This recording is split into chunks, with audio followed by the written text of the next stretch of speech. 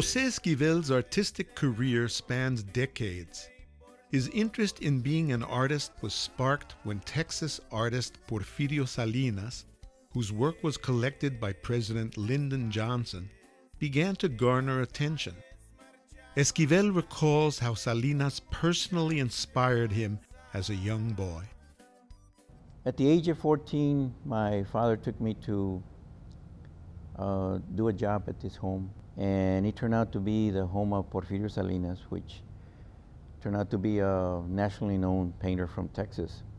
But my job there was to clean his yard and they'll clean his garage. He was painting inside the house with an easel and all of that. And you know, I really had never seen a professional painter work. And when I cleaned the garage, there was a bunch of drawings and supplies and things that he was throwing away. I kept one that was painted on canvas board. It was kind of a painting that he had used to practice his style. I asked Mr. Salinas if I could keep that painting. And he said, yeah, sure. He said, no problem. He said, would you like to see my studio? So I walked in his studio, and man, I tell you, this was like something that really grabbed me, really captured my imagination. I said, this is what I want to do. After realizing he wanted a career in the arts, José recognized that he would need training to develop the skills necessary to succeed. He took commercial art in high school. Then, between 1954 and 1958, Warren Hunter came into the picture. Warren Hunter was kind of our guardian angel, because Warren Hunter would give scholarships because all of us were poor. None of us had money to pay for, you know, lessons. So most of us winded up going to the Warner School of Art. His teachings were about commercial art, advertising art, and he always advised us that what we needed to do first is learn how to make a living with art. He was not too encouraging when it came down to painting, because he said painting is very difficult for you to make a living. So you have to learn how to do things that sell, and you can work in advertising agencies, in sign shops, and what have you. José's first job was in commercial art, a field he remained in for 30 years. I worked for the City Public Service utility company. It was the electric and gas company.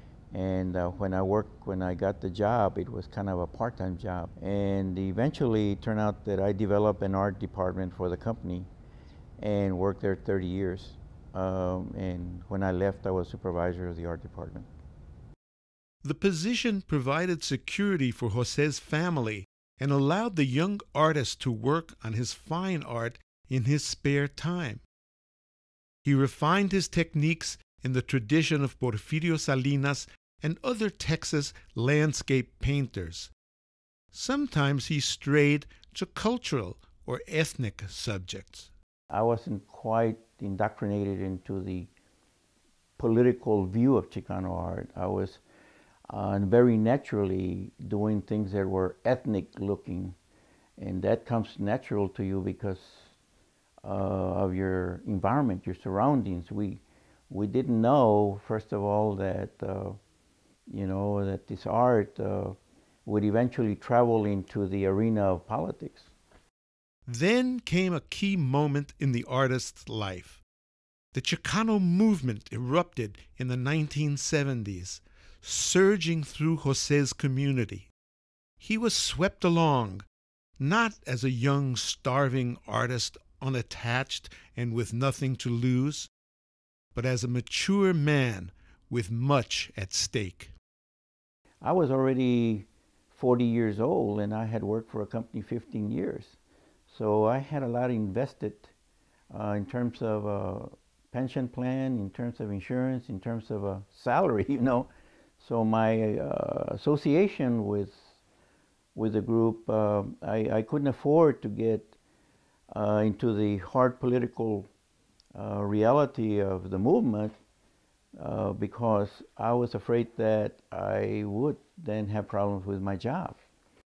CONSAFO was a distinctive organization that has earned its place in the Chicano art history of Texas, similar to the role played by the Royal Chicano Air Force in California. We started out as just six friends organized in a group called, we just call ourselves El Grupo, because of a lack of a name. We didn't have a name yet. Felipe Reyes was the high priest. He was the one who started talking about a Chicano art group. The rest of us, since we came from the commercial art field, we were thinking of a design group. We were thinking of making money, you know. And Felipe kept saying, well, a Chicano art group would be historically important. So we would be making history. We then took a different look at who wanted to recruit. We became more selective, and that's when Mel Casas came in and Jesse Trevino. We needed to get somebody that had a lot of firepower. And, you know, Mel Casas was chairman of the art department at San Antonio College, and he was an intellectual. I mean, the guy had a lot of qualities that were going to be more beneficial to the group. Jesse Trevino had just come out of Vietnam, and he had a lot of ideas and had a lot of energy. Nothing was easy for the Chicano movement, and CONSAFO was no exception. The organization struggled and eventually exploded, as José termed it, in 1975. José dropped out of the Chicano art scene. We were having a lot of problems, and that's when I for sure said, I gotta make money. I gotta get out of this because my family was growing. I had to make that kind of decision. José did not return for 2 decades. In the meantime, he conquered challenges in his personal and family life, mastered techniques of his craft, and explored and developed themes for his work. When I came back in '97, what I did, I sat down and devised a plan for me to get back into Chicano art, and I devised my series going to call Barrio USA. The Barrio USA was to connect our barrio with America. The problem that Chicano art has is that the association with Mexican artists is like, it's like this.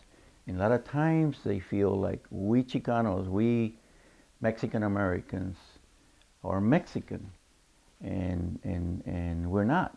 So I needed to start from the beginning and say Barrio USA.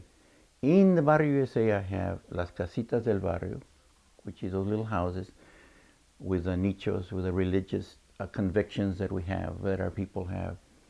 We're patriotic, there's the American flag, and there's Los Jardines all around the house. But if you look at the house, although I have no people in it, you see the wear and tear of the house. You see poverty. You see la ropa colgando todavía. You know, we still hang clothes outside. We have used appliances around the house. There are certainly places in America that haven't reached the American dream yet. Through it all, José remained dedicated to Chicano art and witnessed its transformation from a supporting role in the Chicano movement to one that expresses aspects of the social reality of fin de siglo and post-millennial Chicano society. My themes have changed from the early period, which was the 70s, when I started doing what I consider Chicano art. The themes at that time dealt more with the farm worker and La Familia. Those two themes were perhaps the most, prominent that I did. And in the 90s, my themes changed. Now it's a social problem that we have with our neighborhoods. A lot of our young men are killing each other, so there's a lot of gang violence. And also I have included now títeres políticos, which are political puppets. And it's still social messages and still make reference and mirrors our reality in the neighborhoods. When asked why he is painting disturbing topics that suggest the social problems in the Chicano community, José is philosophic. It's difficult to say what you can accomplish with images like that, but what they do is that they provoke thought. And I think that when you see yourself in the mirror sometimes and you see the reality of it, that it perhaps can have an effect. A lot of the things that are happening in our culture, in our neighborhood, are disturbing. Not everything is nice and decorative. José's choice of subject matter often leads him to conduct serious and sustained research.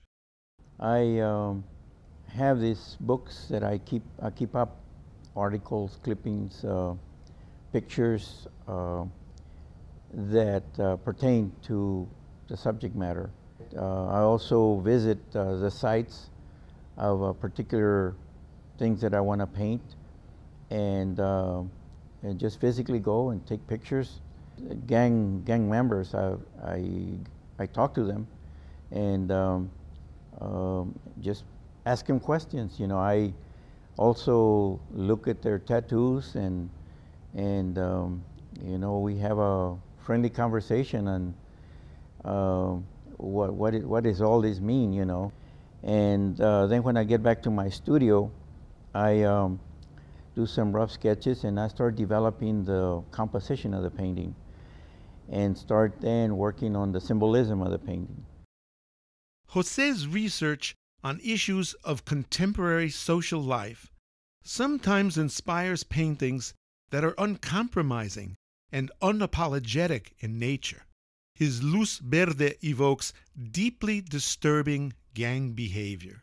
When I hear a story on, you know, in the news, or I see a write-up about something that happened in a neighborhood that attracts my interest, I look into it. La Luz Verde was something that I found out through research that meant that a person was going to be executed. That means that the gang had given the go-ahead to execute that person. You find a lot of young men that are getting executed that way in the neighborhood.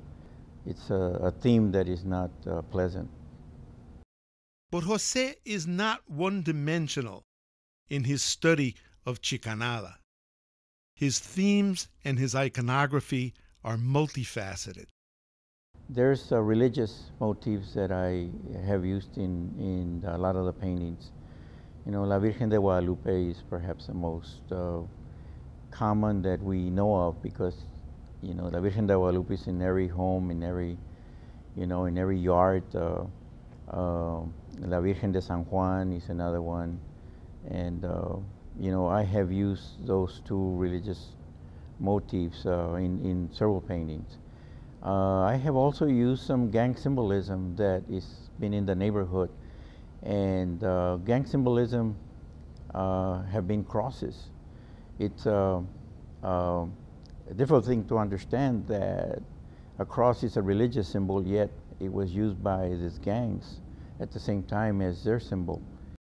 José's style reflects his training as a meticulous commercial artist. We have an approach to a piece of art a whole lot different than, let's say, a painter that paints and gets brushes and splatters things around a little bit differently with more expression. My work tends to be organized and settled down into a more conscious a way of doing it. We always work with measurements. You know, ads were a certain size, and posters or whatever, there was always a size element to it. And also when we applied color, how we applied it was to be more consistent throughout the whole thing. So My work has, I guess, a posterized look to it. For 6 decades, José Esquivel has been producing art, from commercial art to fine art, that evokes a wide range of emotion, from the most painful and violent to the deeply spiritual and joyous. Out of this multiplicity, he seeks and ultimately finds unity.